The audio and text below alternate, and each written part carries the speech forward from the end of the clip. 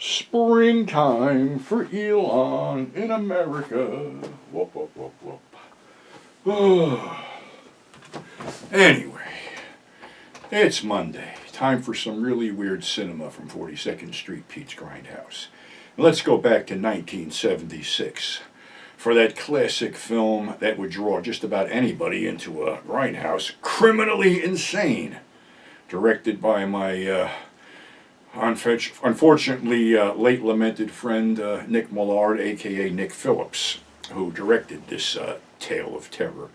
Actually, this might have been the first female mad slasher film. I'm pretty sure it is. I don't remember anything else being this fucked up. But anyway, it focuses on this mental patient, Ethel Jablonski, who is incarcerated and giving a bunch of electroshock therapy and things like that until she is released into the tender care of her grandmother.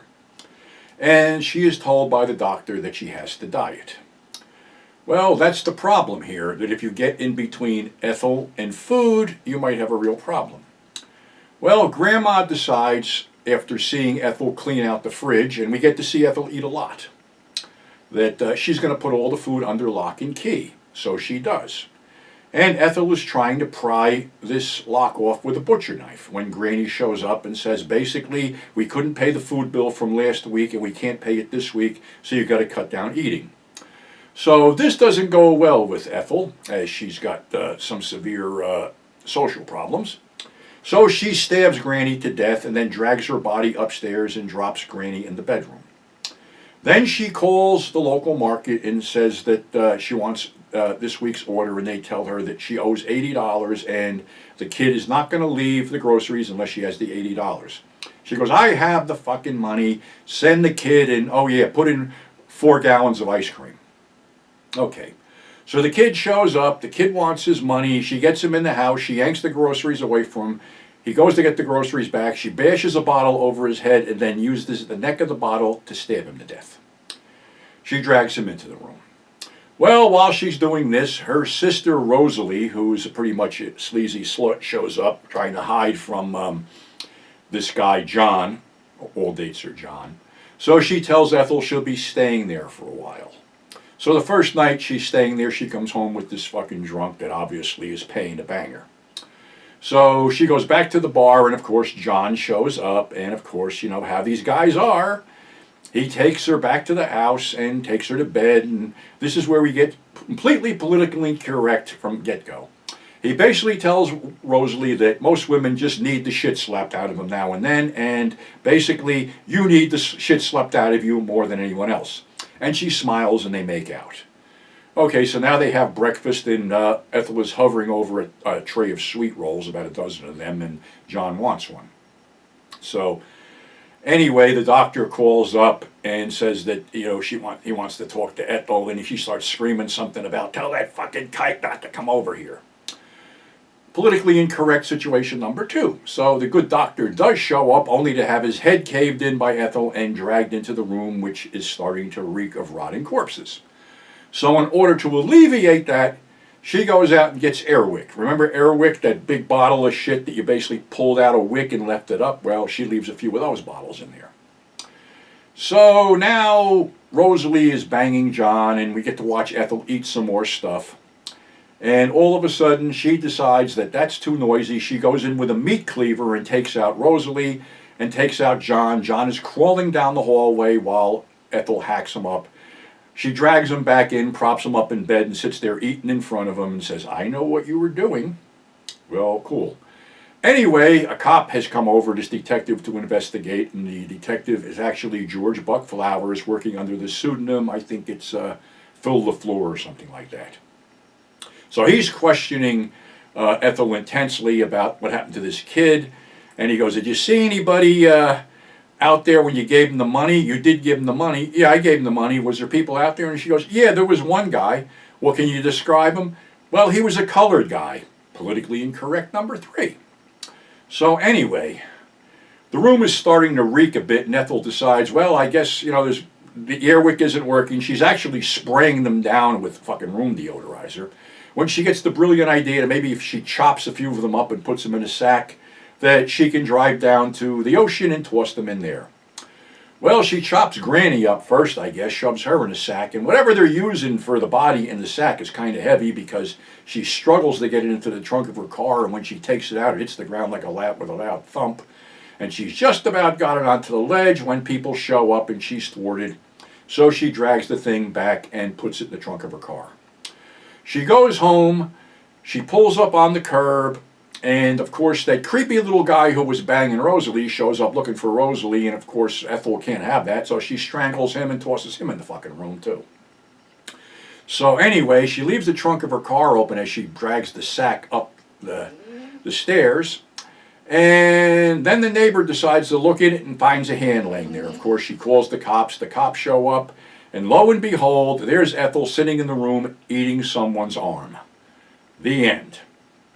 Well, actually, it was in the end because they did a sequel, Crazy Fat Ethel 2, which basically incorporated 15 minutes of new footage interspersed with the old movie.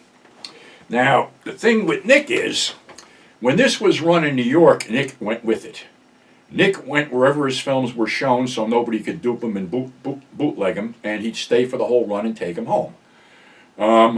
The next time Crazy Fat Ethel saw the screen would be the video screen, because World Video, VHS, released it in one of those clamshell boxes. So I had seen this. I have vague memories of it because that was when I was really heavily drinking. I know it played on a triple feature because it was co-billed with Satan's Black Wedding, but these films only ran about 60 minutes each, so there was something else shoved in to round that out as a triple feature. So anyway, Alternative Cinema had basically leased both titles for 5 years. They flew Nick in, and I did audio commentary with him on both of those two films and another film called Otto. Well, I'm not going to say it's a good commentary because it isn't, and it's kind of hard to get someone to talk about something that they really don't like to begin with.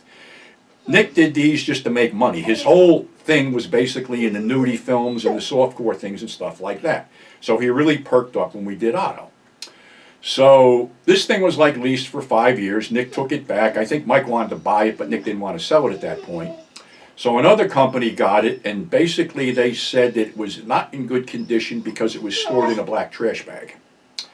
So that other company did a restoration of it and put it out on a Blu-ray for $49.95, but honestly, you can get the Blu-ray on Edward R. Hamilton Bookseller for $17.95, and that's about what it's worth. That thing is not worth any $50 in any way, shape, or form. Not that it's a bad movie, but it's on a double with Satan's Black Wedding, which isn't bad either, but like I said, Nick wasn't really into this, and Nick did this, I guess, to turn a fast buck when the nudie stuff wasn't producing any money.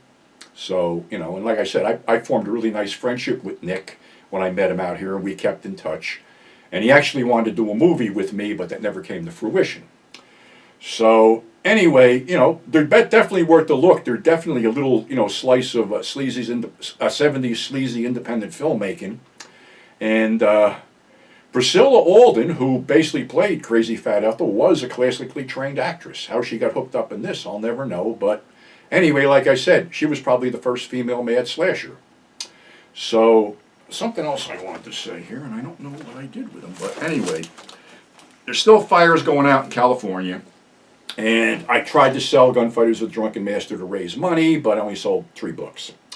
So anyway, I have a bunch of these that are laying around from Unconventional, shot in, I guess, 2003 or something, and it has on the back the legend of 42nd Street Pete as seen by whoever made the film. And it reads like this. Emerging from the gritty grindhouse theaters of the satanic 70s, his identity obscured by dark sunglasses, a black fedora, comes the man only known as 42nd Street Pete.